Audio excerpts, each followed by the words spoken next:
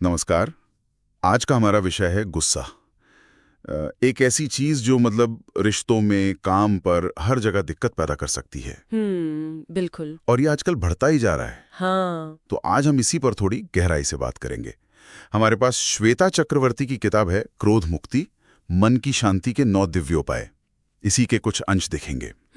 हमारा एक श्रोता ने असल में पूछा भी था कि ये जो अचानक गुस्सा आ जाता है, बिना सोचे कुछ भी बोल देते हैं और फिर बाद में पछतावा होता है, इसका क्या करें। और देखिए ये सवाल आजकल कितना आम है, बहुत कॉमन है ये।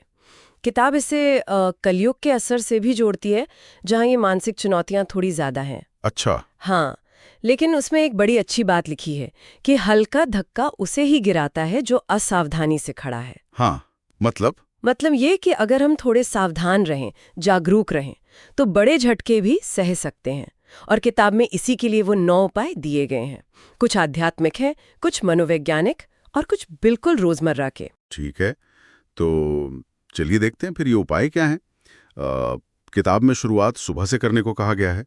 सूर्योदय के समय मंत्र जाप, गायत्री, महामृत्युंजय और अनुलोम विलोम। हाँ, ये सुबह की साधना है एक तरह से। और एक और दिलचस्प चीज है, सुबह शीशे में देखकर खुद से कहना, मैं शांत, संयमित और सशक्त हूं। ये थोड़ा अजीब नहीं लगता?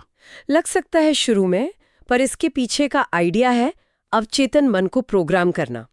मंत्र जाप और अनुलोम विलोम से मन शांत होता है, प्राण शक्ति संतुलित होती है, जैसा किताब कहती है। और शीशे वाली बात? वो सेल्फ अफर्मेशन है, खुद को सकारात्मक संदेश देना। ये दिन की शुरुआत के लिए एक पॉजिटिव टोन सेट कर सकता है, आत्मविश्वास बढ़ाने में मदद मिल सकती है। अच्छा, फिर पानी पीने का भी एक अनोखा तरीका बताया है। पानी को देखकर मंत्र जपना, फिर शांत और स्वस्थ होने का भाव रखकर पीना। हाँ, ये पानी को ऊर्जावान बनाने का कॉन्सेप्ट है, आध्यात्मिक दृष्टि से देखें तो। और अगर मनोवैज्ञानिक रूप से देखें तो ये माइंडफुलनेस है। पानी पीने जैसी सामान्य क्रिया में भी एक सजगता, एक इरादा लाना, हर घूंट के साथ शांति का भाव, ये ध्यान केंद्रित करने का अभ्यास है एक तरह से। और किसी से मिलने या कोई जरूरी बात करने से पहले उसके लिए भी कुछ है? हाँ, कहा गया है कि मन ही मन गायत्री मंत्र जपें। मीटिंग से पहले की घबराहट कम करने के लिए शायद। बिल्कुल, ये एक एंकर की तरह काम करता है। जैसे ही आप मंत्र पर ध्यान लगाते हैं, बाहरी चिंताएं थोड़ी देर के लिए पीछे हट जाती हैं, मन शांत और केंद्रित होता है। एक तरह की मानसिक तैयारी है ये। ठीक है, ये तो हुई तैयारी, पर मान लीजिए गुस्सा आ ही गया एकदम से, उस वक्त क्या करें? हाँ, वो सिचुएशन मुश्किल होती है। किताब कहती है फौरन, मतलब फौरन उस जगह से हट जाओ या फिर लंबी गहरी सांसें लो। जगह से हट जाना? हाँ, फिजिकल स्पेस बदलने से मेंटल स्पेस भी बदलता है कई बार। और अगर हो सके तो गायत्री मंत्र जपते हुए घूंट घूंट करके पानी पियो। अच्छा, पानी पीना उस वक्त भी? हाँ, ये तात्कालिक उपाय हैं। इनको पैटर्न इंटरप्ट कहते हैं। गुस्से का जो पैटर्न बन रहा है उसे तोड़ना, सांस पे ध्यान देना, पानी पीना, मंत्र जपना, ये सब ध्यान भटकाकर आपको सोचने का कंट्रोल वापस पाने का थोड़ा वक्त देते हैं। ये लॉजिकल लगता है। अच्छा, रात के लिए भी कुछ सुझाव हैं? हाँ, रात के लिए भी हैं। सोने से पहले कुछ अच्छा पढ़ना, फिर दिन भर जो किया उसकी समीक्षा करना। समीक्षा मतलब ये सोचना कि आज क्या गलतियां हुई, उनसे क्या सीखा, और जो अच्छा किया उसके लिए खुद को शाबाशी देना। अच्छा, सेल्फ अप्रिसिएशन भी? बिल्कुल। और फिर सब कुछ ईश्वर को समर्पित करके मंत्र जाप करके सो जाना। ये दिन को एक सकारात्मक नोट पर खत्म करने का तरीका है। आत्मनिरीक्षण से सुधार होता है और समर्पण भाव से तनाव कम हो सकता है। किताब में 2 और बातें हैं जो मुझे काफी इंटरेस्टिंग लगी।